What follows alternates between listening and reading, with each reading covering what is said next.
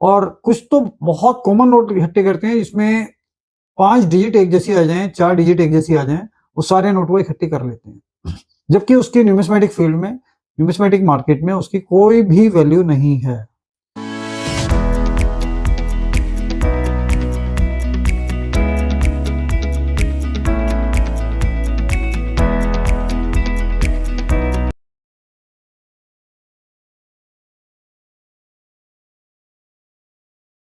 क्या ये इतने कैपेबल हैं कि ये सारी चीजें उठा के परचेज करके अपने घर पे भरते चले जाएंगे? ये कॉमन चीजें, रेयर चीजें सारी खरीदते चले जाएं जितने पैसे इनके पास हैं? क्या आपको ऐसा लगता है?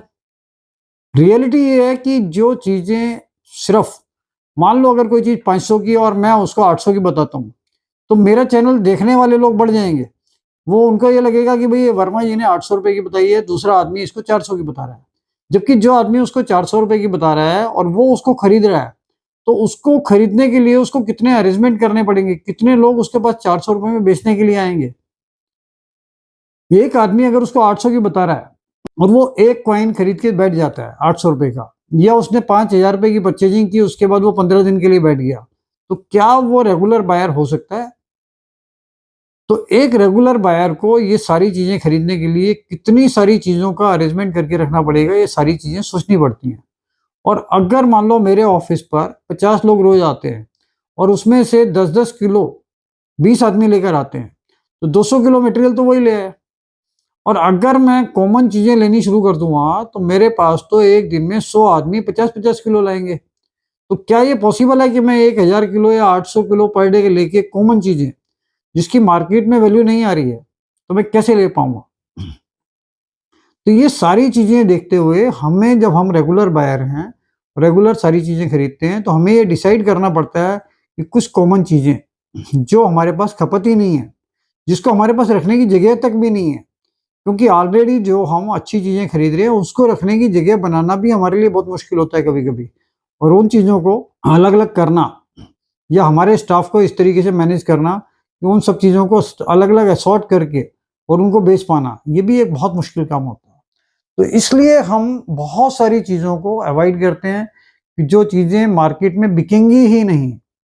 और जनरल पब्लिक का क्या है, जनरल पब्लिक करती है जो यूट्यूबर ने बता दिया वो चीजें उन्होंने कलेक्ट कर ली। बहुत सारे लोग तो ज्यादा वैसे देकर भी वो सारी चीजें कलेक्ट करके फिर बेचने के लिए लाते हैं, प्रॉफिट के पॉइंट ऑफ व्यू से।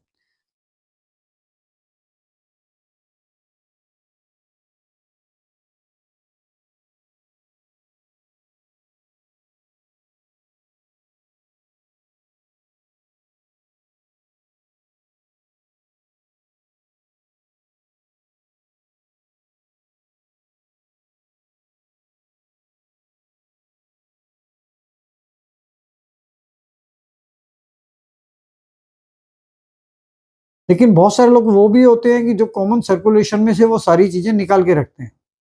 जैसे मैं कुछ कॉमन चीजें आपको बता देता हूँ कि 10 रुपए, 20 रुपए, 50 रुपए, 100 रुपए, 500 रुपए, 1000 रुपए, 2000 रुपए, इनमें एंडिंग 786 वाले नोट, ये कॉमन कलेक्शन की आइटम है जो लगभग जितने भी लोग व्यापार कर रहे हैं, काम कर रहे हैं, न्यूमिस्मेटिक जब से ऑनलाइन हाईलाइट हुआ है तब से उन्होंने ये नोट निकालने शुरू कर दिए।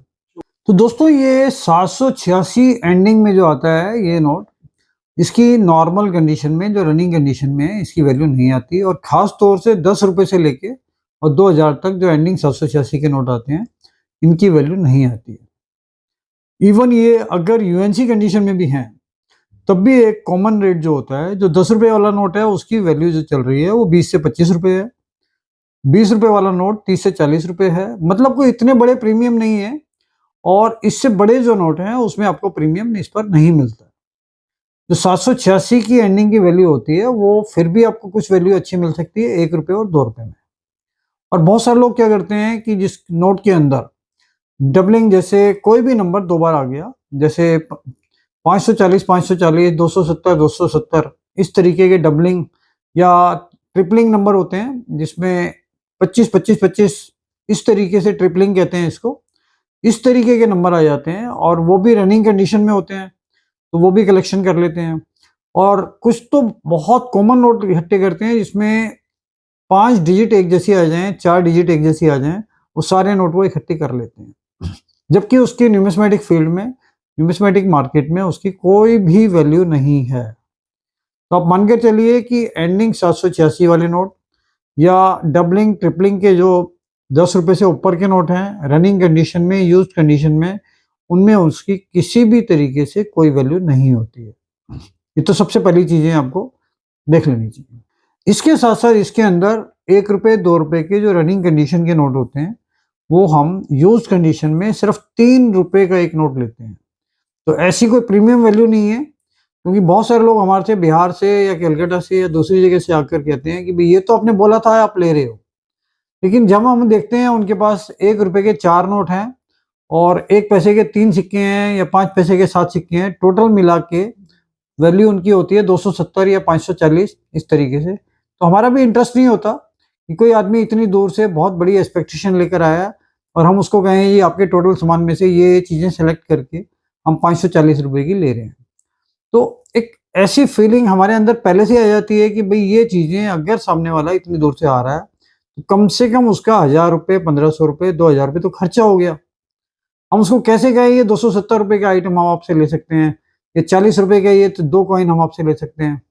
तो ये चीज़ें आपको सोच समझ के आनी है। जो चीज़ें हम बताते हैं कि ये 1 रुपए पर पीस है, 2 रुपए पर पीस है या 3 रुपए पर पीस है, तो आपको ये रियलाइज़ होना चाहिए कि उसकी क्वांटिटी इतनी तो हो कि कम से कम आपके 200 रुपए से 500 रुपए, 1000 रुपए एक-एक आइटम के बने, जो टोटल करके 2, 4, 5,000 रुपए बने। तो इसीलिए हम ये सीरीज़ चला रहे हैं कि जो चीज़ें हम बिल्कुल भी नहीं ले रहे हैं। तो इसमें हमने आपको बताया कि 786 वाले जो नोट हैं, ये हम बिल्कुल भी नहीं ले रहे हैं, एंडिंग वाले। खास तौर से 10 रुपए से लेके और बड़े डिनोमिनेशन। तो ये जो क्राइटेरिया परचेज करने का होता है, इसमें बंडल्स जो पैकेट आते हैं, जो सीरियल नंबर से 1 से 100 तक होते हैं, उनकी वैल्यू हमेशा ज़्यादा होती है और जो लूज़ होते हैं और रनिंग कंडीशन में उनकी वैल्यू एकदम से ही कम हो जाती है।